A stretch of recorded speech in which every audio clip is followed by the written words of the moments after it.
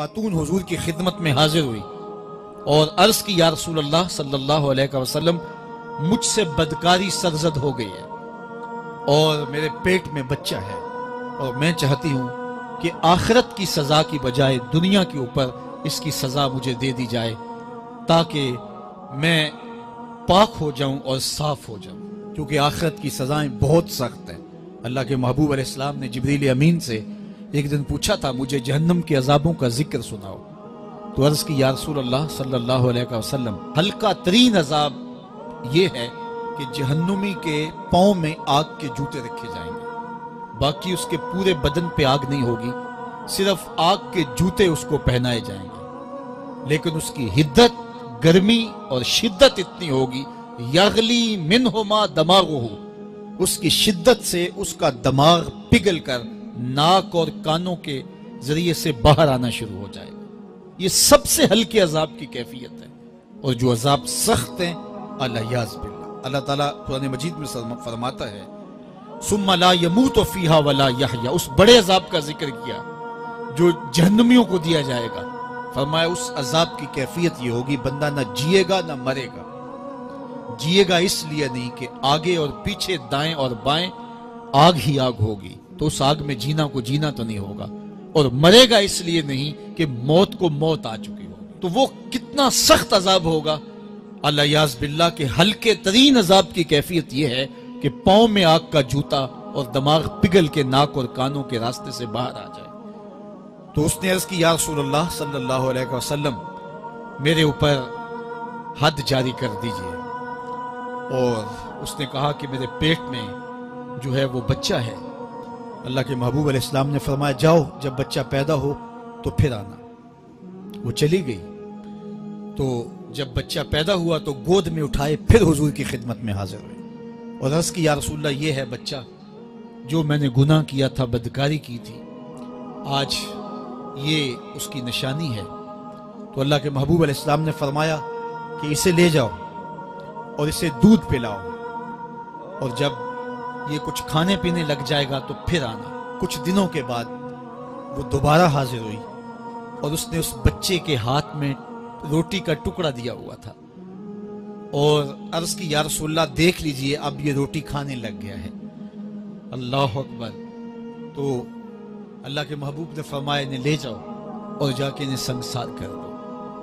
اس کی یہ حد بنتی تھی، اس کو سنگسار کیا اور اس نے خود یہ سزا اپنے لیے قبول کی۔ تو یہ بات ذہن نشین کیجئے کہ یہ وہ لوگ تھے کہ جن سے کبھی کوئی گناہ سرزد ہو جاتا تو وہ جلد توبہ کرتے، اور اس کی بڑی سے بڑی حد اور سزا بھی ہوتی تو وہ بھی کاٹنے کے لیے تیار ہو جاتے۔ میں اور آپ دیکھیں کہ ہماری زندگی میں اگر گناہ ہیں اور ہمیں سچی توبہ کی توفیق بھی نصیب نہیں ہے اور آئندہ نہ کرنے کا عزم مصمم ہو، پکا ارادہ ہو کہ یہ گناہ زندگی میں دوبارہ نہیں کروں گا، الگ بات ہے کہ پھر دوبارہ اس سے سرزد ہو جائے، لیکن جب وہ توبہ کر رہا ہو تو اس وقت اس کا پختہ عزم ہو اور اس کے دل کے کسی گوشے میں نہ ہو کہ چلو میں توبہ کر لیتا ہوں اور پھر ہو گیا تو پھر کر لوں گا، پکا عزم ہو کہ دوبارہ یہ گناہ نہیں کروں گا۔ اور اگر زبان سے توبہ توبہ کر رہا ہو اور دل میں ہو کہ ٹھیک ہے یہ تو صبح بھی مجھ سے عمل بد سرزد ہونا ہے،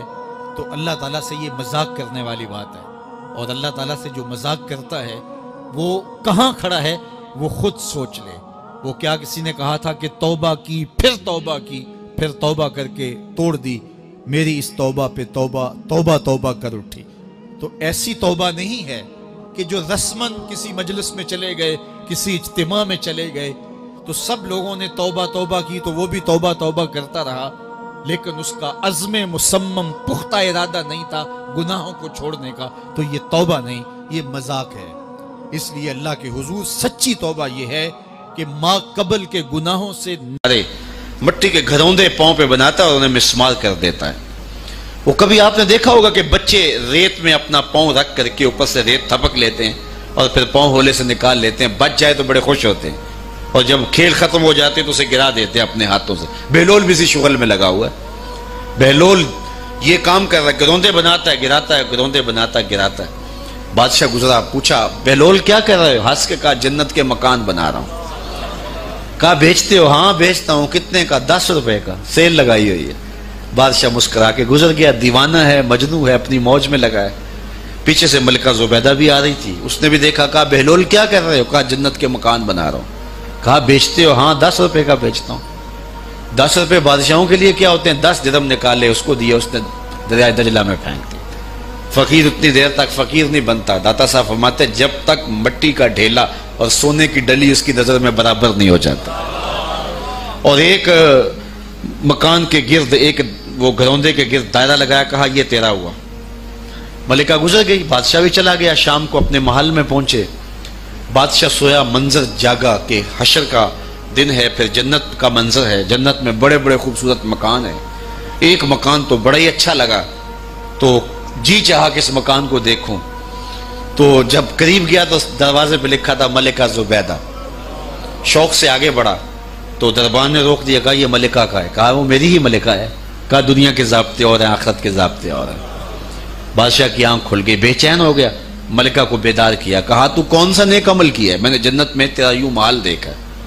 ملکہ کہنے لگی وہی معمول کی نمازیں، وہی سب کچھ، کوئی نیا کام تو میں نے کیا نہیں۔ ہاں یاد آیا، کل گزر رہی تھی، دجلہ کا کنارہ تھا، وہ جسے لوگ مجذوب کہتے ہیں، وہ جو دیوانہ کہلاتا ہے، وہ بہلول، وہ جنت کے محل کہتا تھا، وہ بنا رہا تھا۔ میں نے کہا چلو کوئی بات نہیں، فقیر ہے، 10 روپے کیا ہوتے ہیں؟ تو میں نے 10 روپے کا ایک محل خریدا تھا۔ بادشاہ سر پکڑ کے بیٹھ گیا، وہ تو مجھے بھی کہتا تھا۔ میں دیوانے کی بات سمجھ کے گزر گیا۔ اگلے دن بادشاہ قصدن گزرا۔ جب قصدن گزرا نا تو دل دھڑک رہا تھا کہ کہیں مجذوب پھر آج مل جائے اور اسی موج میں ہو تو کام بن جائے۔ دیکھا تو بہلول وہاں بیٹھا ہوا ہے، آگے بڑھ کے دیکھا تو کام بھی وہی۔ بادشاہ پھر رک گیا، پوچھا بہلول کیا کر رہے ہو؟ اب دل دھڑک رہا تھا کہ مجذوب ہے، کوئی اور بات کہہ دے تو چلو اچھا ہو کہ وہی جواب دے دے۔ اس نے وہی جواب دیا، جنت کے محل بنا رہا ہوں۔ بادشاہ کا کچھ دل ٹھہرا، پھر کہا اچھا بیچتے بھی ہو؟ ہاں ہاں بیچنے کے لیے بنا رہا ہوں۔ بادشاہ ادھر جیب میں ہاتھ ڈال رہا ہے اور ادھر پوچھ رہا ہے کتنے کا؟ کہا آدھی حکومت لگے گی۔ کہا کل تو 10 روپے کے بتا رہے تھے۔ کہا کل تم نے دیکھا نہیں تھا، آج سودا دیکھ کے لے رہے ہو۔